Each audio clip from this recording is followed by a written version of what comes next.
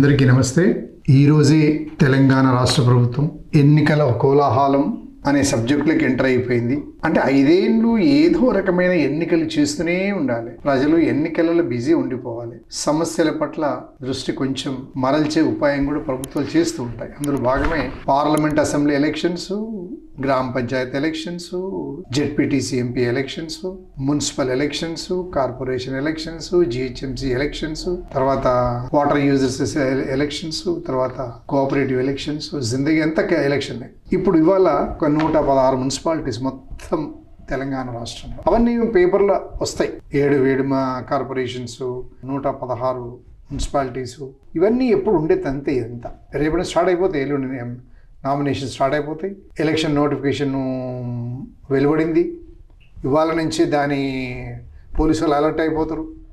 మనము ఒక 50,000 జేబులు పెట్టుకోకపోతే గుంజుకుంటారు, తీసుకొని పోతారు. ఒక హాస్పిటల్ తీసుకొని పోతున్నాం అనుకో, లేకపోతే ప్లాన్ ఫీజు కడుతుందుకు ₹1,00,000 తీసుకొని పోతే లే నువ్వు ఎన్నికల కోసమే తీసుకుపోయి లోపలేస్తారు అని నానా హింస పెడతారు. ఆ తదనంతరం ఇస్తారేమో. అక్కడ పోలీసులు ఆడుకునే ఆట భయంకరంగా ఉంటుంది. నువ్వు మీ డబ్బులేనాయివి, మీ ఇంటి పక్క అయినా దొంగిలించినవా, మీ ఇంటి పక్క వాళ్ళు పైసలు పోయి నేను కంప్లైంట్ వచ్చిన అవే పైసలా, ఇలాంటి ప్రశ్నలు వేసి రకరకాలుగా వేధిస్తూ ఉంటారు సాధారణ ప్రజలను.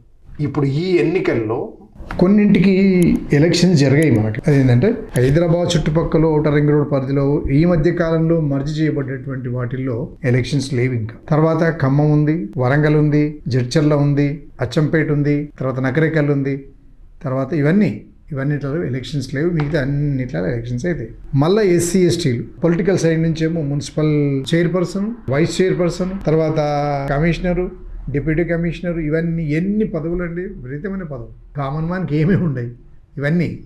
మళ్ళీ ఎలక్షన్స్. ఈ ఎలక్షన్స్లో మొత్తం మున్సిపల్ సిబ్బంది, రెవెన్యూ సిబ్బంది, పంచాయతీరాజ్ సిబ్బంది అందరూ పాల్గొనాలి. ఇదంతా లెక్క. అంటే పరిపాలనలో ఇవన్నీ అవసరమే, కానీ మనుషులు రకరకాల పద్ధతుల్లో ఎట్లా బిజీ అయిపోతారో అనేది ప్రజలకు తెలిసి ఉండాలని చెప్పి మళ్ళొకసారి మనం మాట్లాడుకోవాలి. ఈ 414 డివిజన్స్లల్లో 2,582 వార్డ్స్, తర్వాత 52,43,000 మంది ఓట్లు వేస్తారండి. వీళ్ళందరికీ కూడా కాంగ్రెస్ పార్టీ ఉంది, టీఆర్ఎస్ ఉన్నది, తర్వాత బీజేపీ ఉంది, తర్వాత మిసలేనియస్ ఉన్నాయి. ఈ మధ్యలో కొత్త బీసీల తరఫున వచ్చేటువంటి తెలంగాణ రాజ్యాధికార పార్టీ ఉంది, బీఎస్పీ ఉంది. వాళ్ళందరూ కలిపి ఒక్కొక్కరు యావరేజ్గా ఒక పర్సన్కు 2,000 ఇచ్చినా కూడా దాదాపు 1,000 కోట్లు ఎగిరిపోతాయి. అందరూ ఎదురు చూస్తున్నారు, పైసలు వస్తాయి. మనుషులలో కూడా మొత్తం ఎథిక్స్ లేకుండా పోయినాయి. బాగా కష్టం అనిపిస్తుంది. అంటే డిమాండ్ చేసే కాన్సెప్ట్ నుంచి అడుక్కు తినే స్టేజ్కి వెళ్ళిపోవడం అనేది ఈ ప్రజాస్వామ్యానికి ఎన్నికలు ఎంతైతే ముఖ్యమో, ప్రజాస్వామ్యం అంటే ఏం లేదండి, ఎన్నికలు ఓట్లు, గెలవటము, ఓడిపోవటం అంతే. అందులో భాగంగానే ఇప్పుడు ప్రభుత్వం ఇలా బ్రహ్మాండంగా అనౌన్స్ చేసింది. అందరం కూడా ఓట్లు వేస్తాం. హైదరాబాద్ చుట్టుపక్కల ఉన్న వాళ్ళైతే, ముఖ్యంగా బంజారాహిల్స్ అటువంటి పెద్ద ఏరియాలో వాళ్ళు ఓట్లు వేయరు. వాళ్ళకి తెలిసి ఇందులో ఏమి లేదని. కావాల్సిన ప్రజాస్వామ్యం వాళ్ళకు ఉన్నది, అయిపోయింది. ఇంకా మిగతా అంతా కామను, స్లమ్ ఏరియాలు ఉండేటోళ్ళు, ఊళ్ళలో ఉండేటోళ్ళు, ఊరు మూలకు ఉండేటోళ్ళు, వీళ్ళందరూ రారు. కాకపోతే కొంచెం టౌన్ ఏరియాలో ఉన్న వాటిని అన్నిటికీ మున్సిపల్ చేయటం వల్ల అన్నిట్ల ఎలక్షన్స్ అయిపోయాయి.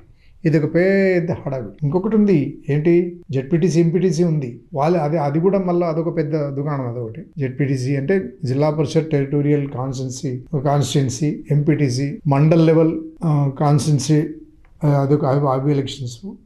ఇవన్నీ అయిపోయిన తర్వాత మళ్ళీ ఇంకేం ఎలక్షన్స్ ఉంటాయో ఇవన్నిటికి కూడా ఒక పొలిటికల్ ఎంప్లాయ్మెంట్ అనేది ఖాళీ లేకుండా ఎప్పటికీ ఫుల్ అప్ అయ్యి ఉండాలి. రాష్ట్ర ప్రభుత్వంలో బోల్డెన వేకెన్సీస్ ఉన్నాయి. ఈ సంవత్సరం ఒక 50 మంది తహసీల్దార్ రిటైర్ అవుతారు. అందరు కలిపి అన్ని డిపార్ట్మెంట్లో కొన్ని వేల మంది రిటైర్ అయిపోతారు. అవి ఫీలప్ అయితే లేవు, కానీ ఒక్కరోజు కూడా ఖాళీ ఉండలేరు. ఒక ఎమ్మెల్యే ఏమైనా రాజీనామా చేసినా, ఏం చేసినా వాళ్ళ వల్ల ఏమీ ఉపయోగం ఉండదు. కొన్ని బుక్ సర్వే ఏం చెప్తాయంటే, మొన్న ఒక కార్వాన్ పత్రిక చదివితే, ఒక రాజకీయ నాయకుడికి సాధారణ పౌరుడు అవసరమయ్యేది 0.7% అంతే.